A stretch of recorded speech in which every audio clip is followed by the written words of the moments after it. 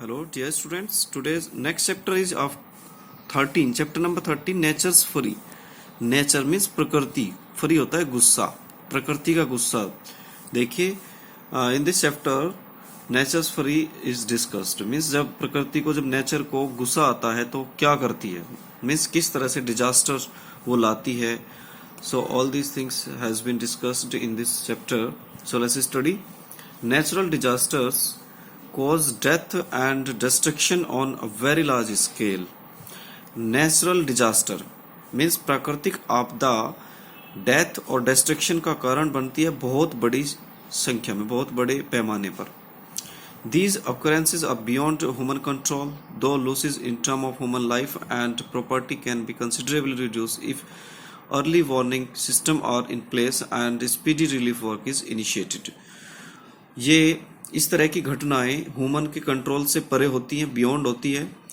हालांकि जो human life की जो नुकसान होता है और प्रॉपर्टी का जो नुकसान होता है उसको थोड़ा कम किया जा सकता है यदि अर्ली वार्निंग सिस्टम अगर बनाया जाए और स्पीडी रिलीफ वर्क जो है स्टार्ट किया जाए, शुरू किया जाए, तो थोड़ी सी जो नुकसान होता है ह्यूमन लाइफ का और प्रॉपर्टी का उसको कुछ कम किया जा सकता है.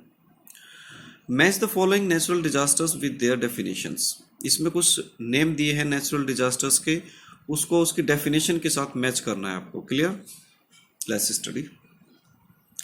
एवलांच. एवलांच दैट मीन्स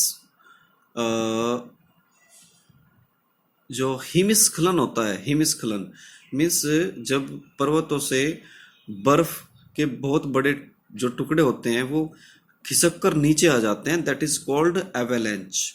तो option D is the correct answer. A huge cascading mass of ice.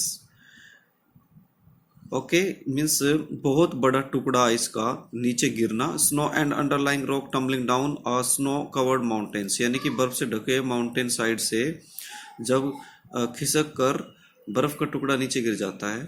Okay, तो that is called avalanche. Means हिमस्खलन हो गया कह देते हैं.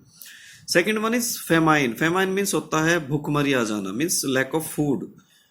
F, a condition or state when there is a severe shortage of food during a long period of time in a region. किसी क्षेत्र में, किसी एरिया में बहुत लंबे समय तक जब फूड की कमी हो जाती है तो that condition is called famine. Next is drought. Drought सूखा पड़ जाता है, मीन्स जब रेन की बहुत ज्यादा कमी होती है, बहुत कम बारिश होती है, तब जो है इस तरह की कंडीशंस बनती है. तो option B is the correct answer. A long period of time when there is little or no rain. Next is earthquake. You know very well, earthquake means जब पृथ्वी हिलने लग जाती है. H, option H. A quaking or shaking of the earth means पृथ्वी का हिलना. That is called earthquake. Next one is flood. Flood means होती है बाढ़. इसका ऑप्शन है जी.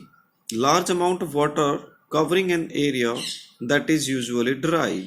जो एरिया सामान्यतः सूखा रहता है उसको बहुत ज़्यादा एरिया को पानी जब बहुत बड़ी संख्या में कवर करता है तो इस तरह की कंडीशंस को हम फ्लड कहते हैं. लैंडस्लाइड हो जाती है भूस्खलन, मीन्स पृथ्वी जब खिसक जाती है, धरती खिसकने लगती है. The option C is the correct answer. A mass of earth rock means earth rock का बहुत बड़ा टुकड़ा that falls down the slope of a mountain और ए क्लिफ, यानी कि जब माउंटेन से वो खिसक जाता है. आपने बहुत बार देखा होगा न्यूज में भी कि पहाड़ों से भूस्खलन हो गया, मीन्स पहाड़ का बहुत बड़ा टुकड़ा नीचे लुढ़क गया. Next is cyclone. चक्रवात जिसे हम हिंदी में कहते हैं cyclone. Option A, a violent tropical storm in which strong winds move in a circle. एक बहुत ही खतरनाक स्टॉर्म होता है, ट्रॉपिकल स्टॉर्म होता है जिसमें स्ट्रॉन्ग विंड्स एक सर्कल में चलती है, सर्कुलाकार में जो है बहुत तेज हवाएं चलती है. That is cyclone. The last one is tsunami. Option E, very swiftly travelling tidal wave. Tidal होती है यानी लहरें देती हुई wave that attains great height. बहुत ऊंची जब चली जाती है, समुद्र की जो लहरें बहुत ऊंचाई तक जो जाती है. Caused by an under sea earthquake और सिमिलर डिस्टर्बेंस. मीन्स जब अंडर सी अर्थक्वेक होता है, यानी कि जब पानी में अर्थक्वेक आता है तो उसके कारण से पानी की, समुद्र की जो लहरें हैं बहुत ऊंचाई तक जाती है. तो इस तरह की कंडीशंस को हम सुनामी कहते हैं. तो पिक्चर में भी कुछ दिया गया है इस तरह की ही कुछ घटनाएं के बारे में, जैसे लैंडस्लाइड हो रहा है, इधर बाढ़ है। ओके, तो in this picture the natural disaster has been shown. So dear students, complete your work.